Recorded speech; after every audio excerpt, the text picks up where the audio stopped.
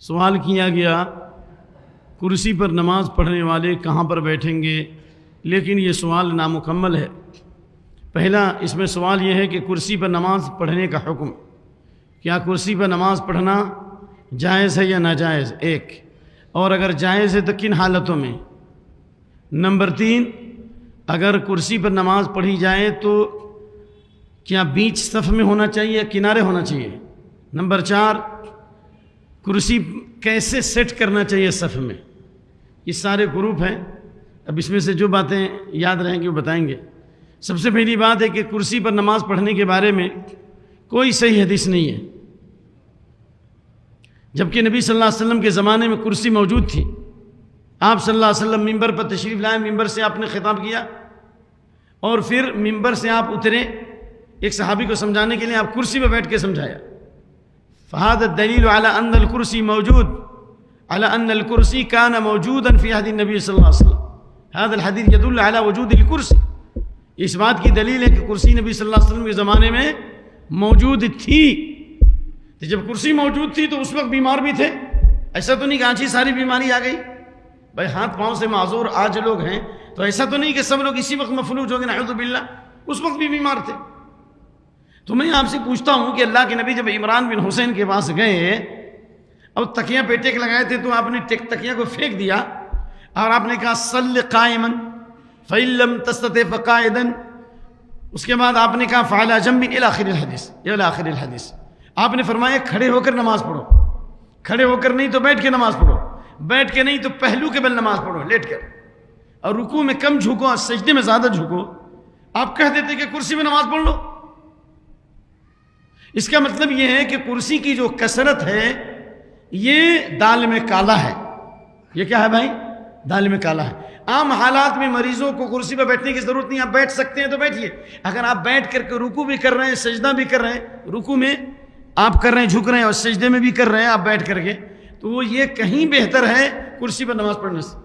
نعم، علماء نے اجازت دی ہے کرسی پر نماز پڑھنے کی، لیکن یہ اس صورت میں جب کہ انسان کو بیٹھ کر نماز پڑھنا ممکن نہیں ہو، جھک نہیں سکتا ہو، تکلیف ہے، کمر میں درد ہے، یہ گھٹنوں میں تکلیف ہوتی ہے، آپ یہاں پہ نہیں بیٹھ سکتے ہیں، تو ما ابیح للضرورت قدر بقدر، شرعی اصول ہے کہ اگر شرعی ضرورت کے پیش نظر کسی چیز کو حلال کیا گیا تو اسی حد تک حلال ہونا چاہیے۔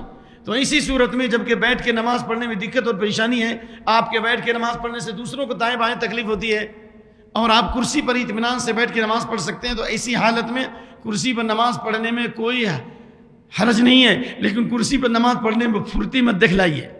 بعض مسجدوں میں گیا تو دیکھا سبحان اللہ ایک طرف سے کرسی رکھی ہوئی ہے، لگتا ہے کہ کرسی کا کاروبار ہو رہا ہے، کم سے کم 50 کرسیاں رکھی ہوئی ہیں۔ یہ تو اللہ جزائے خیر دے اس مسجد کے ذمہ داروں کے کہ وہ یہ چاہتے ہیں کہ لوگ جو ہیں سنت کے مطابق نماز ادا کریں، لہذا کرسی پر نماز پڑھنے کی جہاں ضرورت ہے، جو میں نے شرط رکھی ہے والعلم عند اللہ، اس کی شکل یہ ہے کہ کرسی چاہے آپ آگے بڑھائیں یا بیچ میں بڑھائیں، اس سے بحث نہیں ہے۔ بحث اس بات سے ہے کہ کرسی کس طرح ہونی چاہیے صف میں۔ آج کل کی جو ہماری جو کرسیاں ہیں صف میں اگر ہم لگاتے ہیں تو اس صورت میں یا تو آگے بڑھنا پڑتا ہے، ان کی کرسی جو ہوتی ہے وہاں پہ کرسی رکھتے ہیں تو ان کا دھڑ جو ہے آگے آ جاتا ہے۔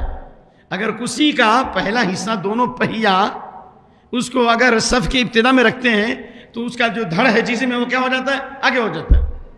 اس لیے سعودی عربیہ میں اور حرم میں بھی سبحان اللہ آپ دیکھیے چھوٹی سی ایک بینچ ٹائپ کی چھوٹی کرسی رکھی رہتی ہے مریضوں کے لیے، اور صف میں رکھنے پر کوئی صف بندی پر خلل واقع نہیں ہوتا، اور بالکل آدمی بیٹھتا ہے تو صف کے بیچ میں بیٹھتا ہے، اس کا جسم آگے نہیں ہوتا، پیچھے نہیں ہوتا، بلکہ بیچ میں ہوتا ہے۔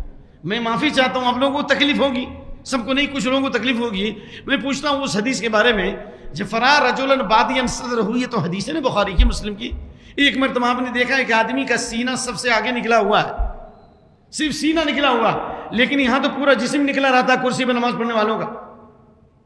سینہ باہر نکلا ہوا ہے، تھوڑا سا سینہ سمجھتے ہیں نا، کینہ والا نہیں، جس کے دل میں کینہ ہو وہ سینہ نہیں، اچھا کینے سے دل کو پاک کیجئے۔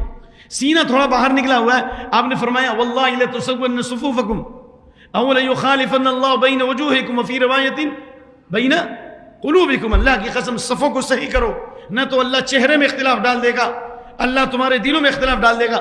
آپ نے اتنی سخت ڈانٹ پلائی۔ اس کے بعد راوی کہتے ہیں، حدیث کے راوی کہ فجعل الرجل منا يلزق كعبه بكعب صاحبه ومنكه بمنك صاحبه، اس کے بعد ایک آدمی اپنے